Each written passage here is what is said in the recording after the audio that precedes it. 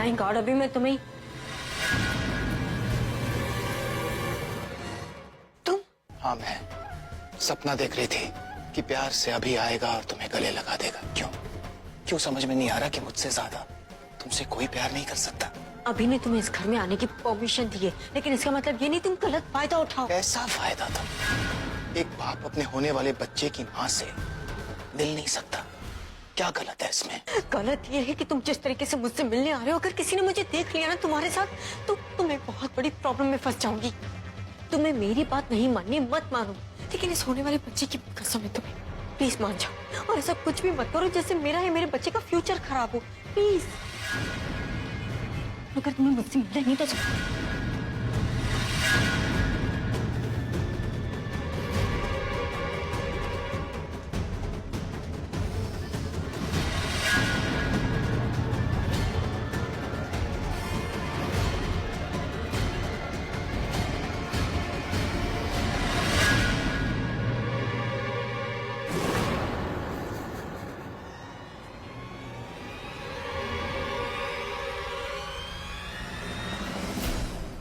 क्या बात है, तुम्हारे अभी तक पसीने छूट रहे हैं? कील तो कल रात को चुभी थी ना, असर अभी तक है? वो कील चुभी नहीं थी, तुमने जानबूझ के चुभाई थी। मैंने? ज्यादा भोली बनने की जरूरत नहीं, मैं अच्छी तरीके से जानती हूँ कि वो तुमने सब कुछ जानबूझ के किया था। तो तुम्हें ये भी पता होगा कि मैं ऐसा करूंगी क्यों? मुझे टॉर्चर करने के लिए, और क्यों? ओह माय गॉड तनु, अगर मुझे तुम्हें टॉर्चर करना हो ना, तुम्हें खुल्लम खुल्ला कर सकती हूँ और किसी में हिम्मत नहीं कि मुझे रोक सके। तुम्हें टॉर्चर करने के लिए मुझे ऐसी छोटी हरकत करने की जरूरत नहीं। अच्छा, तो तुम कहना चाहती हो कि ये सब कुछ तुमने नहीं किया, तो फिर किसने किया? शायद तुम्हारे होने वाले पति ने। What rubbish! अभी वो ऐसा क्यों करेगा? क्यों, कैसे, मुझे नहीं पता, बस मुझे जो पता था मैंने तुम्हें बता दिया। तुम झूठ बोल रही हो। मैं झूठ क्यों बोलूं?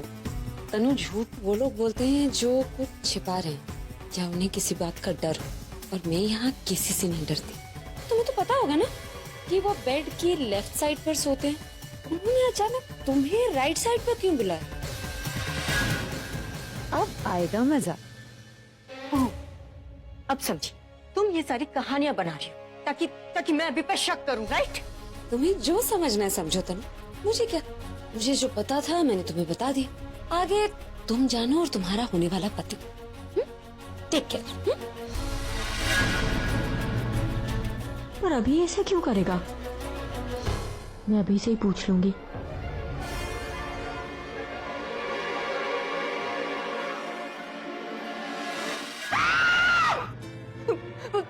पागल हो क्या? यहाँ पे क्या कर रहे हो? क्या कर रहे हो मतलब? तुम्हें भी वही लगा जो मुझे लगा? क्या चिड़ी क्यों रही हो?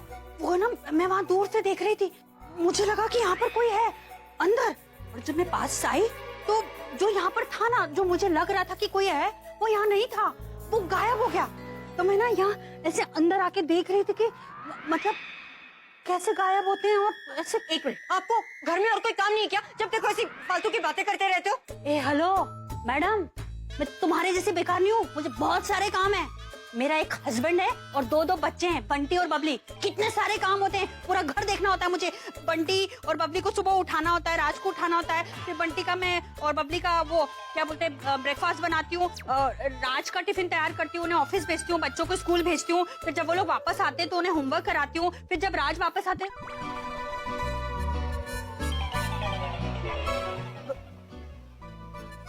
तनु भी गायब हो गई। मिताली, कहीं ऐसा तो नहीं है कि यहाँ पर जो भी आता है वो गायब हो जाता है? कुछ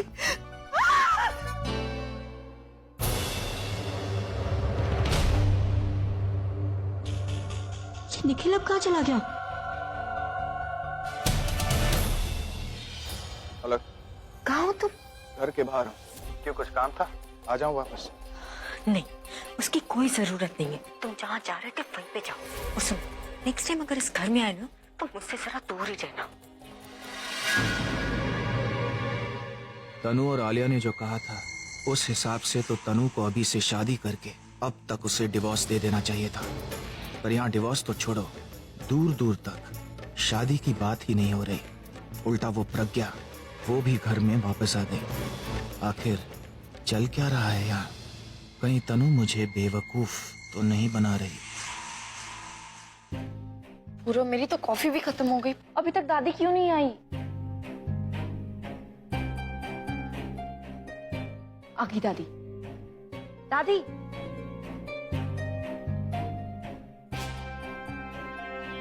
क्या दादी, आपको इतना टाइम क्यों लग गया? कहाँ रह गई थी आप?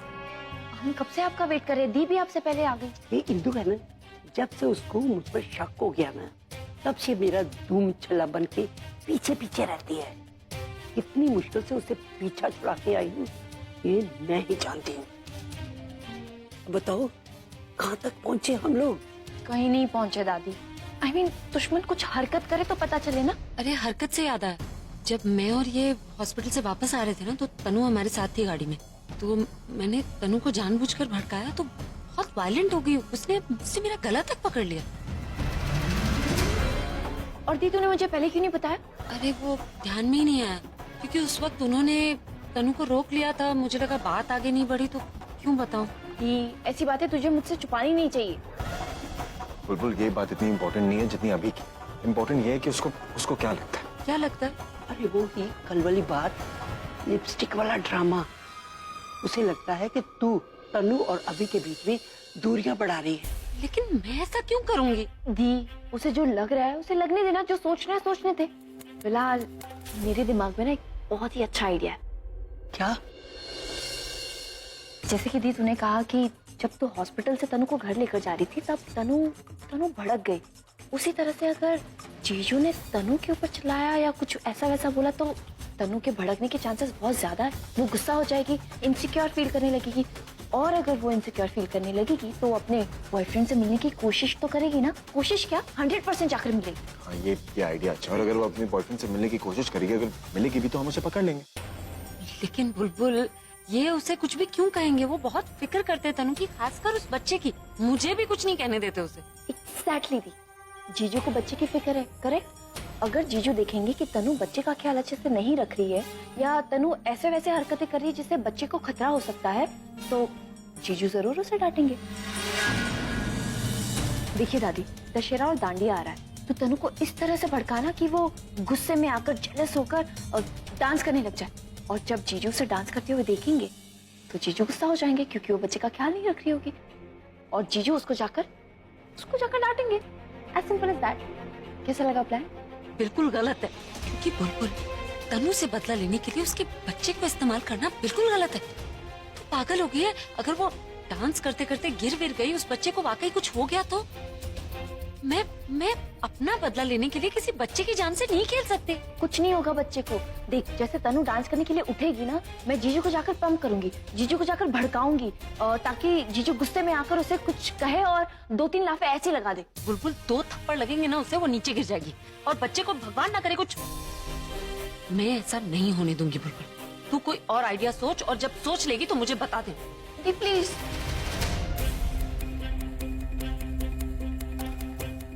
आप भी इस मामले में मैं प्रज्ञा के साथ हूँ। बच्चे से खिलवाड़ नहीं करना चाहिए। दादी प्लीज।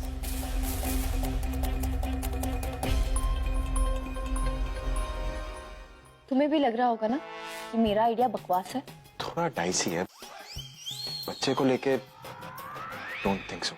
इनडायरेक्टली क्यों बोल रहे हो? सीधे सीधे क्यों नहीं बोल सकते? ए यार, सीधे सीधे तो मैं ये बात कहना चाहता हूँ कि तुम कितनी इंटेलिजेंट हो। तुम्हारे दिमाग में ना आइडिया से चुटकी की तरह आ जाते। तो कोई और आइडिया सोच लो ना, कुछ अच्छा, बेटर और जो सेफ भी हो। तब तक मैं तुम्हारे लिए चॉकलेट लेकर आता हूँ। ओके, तुम आइडिया सोचो। पूरा गॉड, मुझे ना कृष्ण जी क्यों बना के रख दिया है? कौरव और पांडव के बीच में तो मैं फंस चुकी हूँ। ये कौरव है जो हमेशा गलत करते रहते हैं और पांडव है जो गलत सोच ही नहीं सकते। लेकिन कुछ भी हो जाए, तनु को तो मैं डांस करवा के ही रहूंगी। क्या ऐसा कहा उस लेडी मुकाम्बो ने? उसने कहा ही नहीं, उसने प्रूफ भी किया कि तुम बैठ के ना हमेशा उधर लेफ्ट साइड सोते हो, फिर मुझे राइट साइड क्यों बुलाया? और वो कील भी तुम ही ने रखी थी यहाँ पे, और इसीलिए कील मुझे चुपा, तुम्हें नहीं, राइट? बुलबुल भी ना कभी कभी बिल्कुल बच्चों वाले आइडियाज देती है।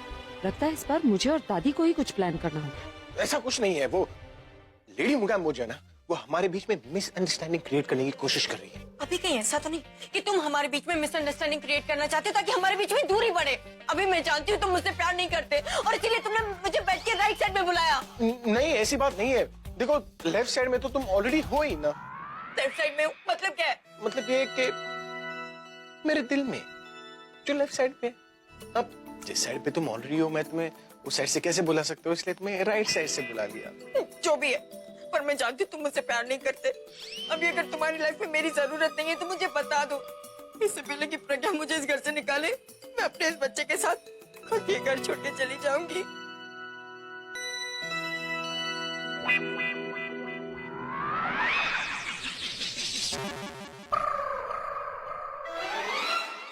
देखो, तुम ऐसा कुछ नहीं करोगी। अगर तुम ऐसे बिहेव करोगी ना, तो तुम प्रज्ञा को प्रूव करोगी कि हमारा जो रिलेशनशिप है ना, स्ट्रॉन्ग नहीं है। प्लीज मत रो। देखो, अगर तुम रोगी तो इसका असर हमारे बच्चे पर होगा, and that won't be right. Don't cry. Okay. थक गई हो ना, कील भी चुभाए ना, तुम आराम करो ना।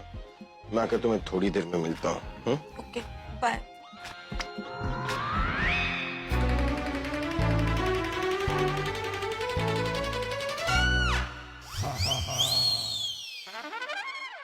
इस प्रज्ञा की तुम्हें डांडिया से पहले इसका बैंड ना बजाया ना, तो रॉकस्टार नाम नहीं है।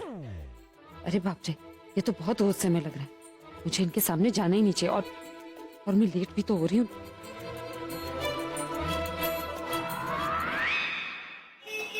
अम्मा, माँ जल्दी आइए, रिक्शा आ गई है। हाँ, चल चल, मैं भी तैयार हो गई। माँ कहाँ है? वो तो मुझसे पहले तैयार हो गई थी, मैंने सोचा वो ऑटो में बैठी होंगी। चल कोई नहीं, मैं बुला के लाती हूँ। नहीं, आप मत जाइए, आप ऑटो में जाकर बैठे, मैं माँ को लेकर आती हूँ। चल ठीक है। माँ, ओह माँ।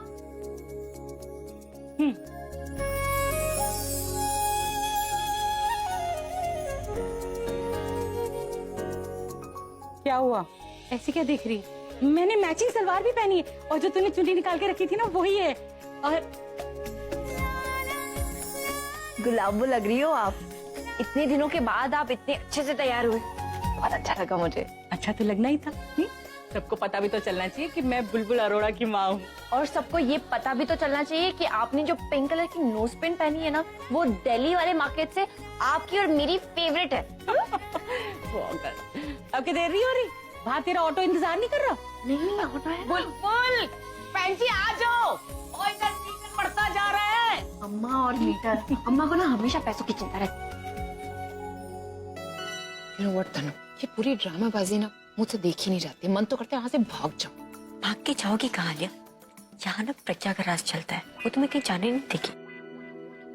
दीदी, इतने बड़े बड़े डायलॉग दे दिए, मुझे एक लाइन याद नहीं हो रही है। आराम से कागज देख के पढ़ लेना ना, उसके बाद आराम से याद कर लेना। रोनी, ये ड्रेसेस की लिस्ट बना ली? जी दी। होर्डिंग्स वगैरह चेक कर लिया? हाँ दी, वो भी चल रहा है दी। शाम को ड्रेस वाले को फोन करके सब चेक कर लेना। ओके दी। ओके। Hello everyone. आप सब लोगों को यहाँ इसलिए बुलाया गया है ताकि स्टेज पर जाने से पहले आप सब रामलीला के डायलॉग्स की एक रिहर्सल कर सकें। आई होप आप सब ने डायलॉग याद कर लिए होंगे। नमस्ते जी, नमस्ते। नमस्ते जी, नमस्ते जी, आइए। कैसी तबीयत है आपकी? बहुत अच्छा, सब ठीक चल रहा है। हमने आने में देर तो नहीं कर दी? अरे नहीं नहीं, आप तो बिल्कुल टाइम पे आई हैं। ये बैठ। हाँ जी।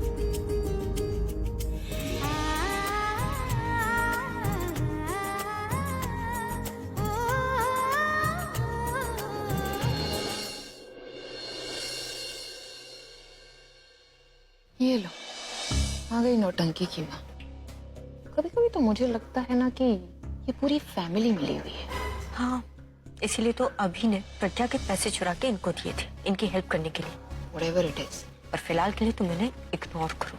अब रिहर्सल शुरू कर सकते हैं? अब प्रज्ञा, अब बाकी लोगों का तो मुझे पता नहीं, लेकिन मैं ना अपने डायलॉग के साथ में रेडी हूँ। मैं आऊँ सबसे पहले? दादी, आप सूत्रधार है ना? आप यहाँ आइए और आप एक एक करके सबको बुलाएंगे अपने डायलॉग्स बोलने के लिए। एक मिनट, सरला जी, आप क्या बनी है? जी वो मैंने सोचा है कि मैं ना माता अनुसुईया का किरदार कर लेती हूँ। कितना अच्छा किरदार चुना है आपने। ये तो रामायण का सबसे अच्छा भाग है। चलो।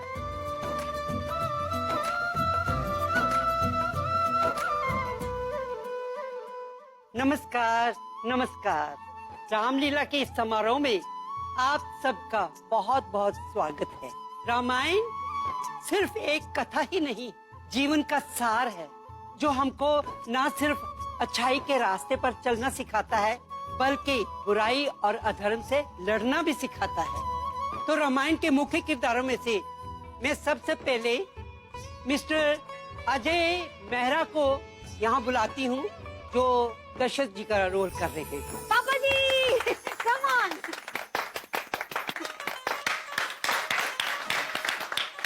नहीं नहीं, ये नहीं हो सकता। ये कैसे हो सकता है? मैं अपने पुत्र राम को कैसे भेज दूं 14 साल के लिए वनवास में? उसमें तो मेरी आत्मा है। नहीं जी, ऐसे हो नहीं सकता है। इसलिए चंगा तो यही है कि फिर आप मेरे प्राण ही मांग लो।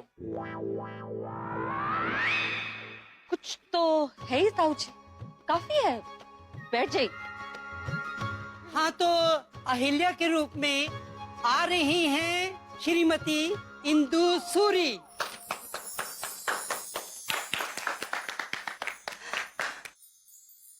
स्वामी, मैं निर्दोष हूँ। मेरे साथ छल हुआ है। कोई आपका रूप धारण करके आया और मेरा पतिव्रता धर्म कलंकित कर गया।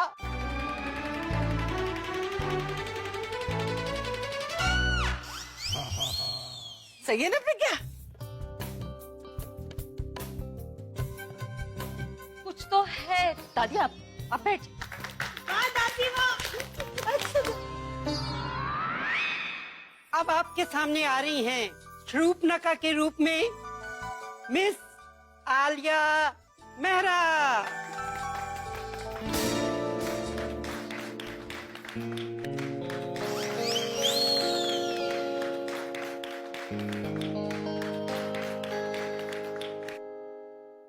For your kind information, so here's the thing. दादी, ये जो कैरेक्टर आपने बोला, मैं वो नहीं, मैं सीता का रोल प्ले करूंगी।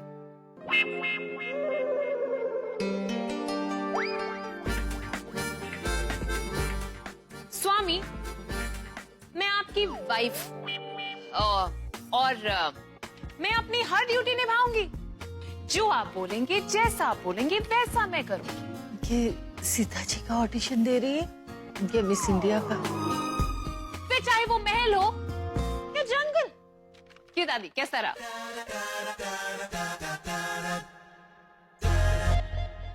रहने दो आलिया, तुमसे ना तो ऑफिस का काम ठीक से होता है, ना एक्टिंग। एक्सक्यूज मी, मेरी एक्टिंग पे जजमेंट करने वाली तुम कौन होती?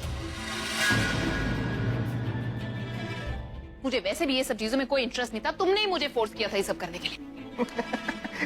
इंटरेस्ट नहीं है या ये सब करने की काबिलियत नहीं?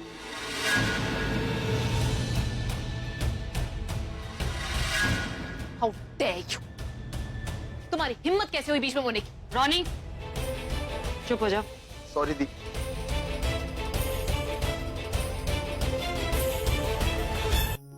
तो आइए, अब आपके सामने माता अनसुईया के रूप में आ रही हैं सरला अरोड़ा जी।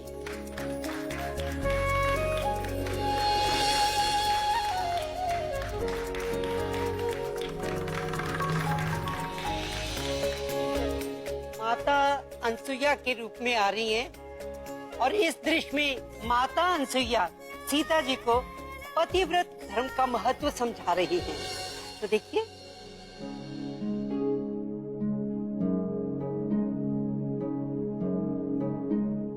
हे पुत्री, एक स्त्री अपने जीवन में अनेक धर्मों का पालन करती है, लेकिन उन सभी धर्मों में सबसे ज्यादा जरूरी और सबसे महत्वपूर्ण होता है पतिव्रत धर्म। एक स्त्री के लिए उसके पति से ज्यादा कुछ भी जरूरी नहीं है, उससे बढ़कर कोई सुख ही नहीं है। एक स्त्री अपने पति के सुख के आगे ना किसी चीज को महत्व दे सकती है, ना किसी भी चीज की लालसा रख सकती है। जो स्त्री अपने पति से बढ़कर किसी चीज को महत्व देती है, वो जीवन में कभी भी संतुष्ट नहीं हो पाती।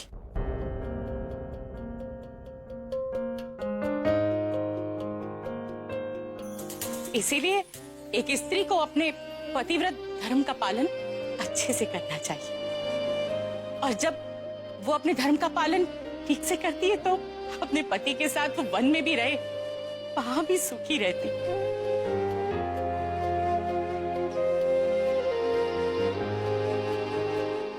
और अगर वो अपने धर्म का पालन नहीं करती तो वो महलों में भी रहे, तब भी कभी सुखी नहीं रह सकती।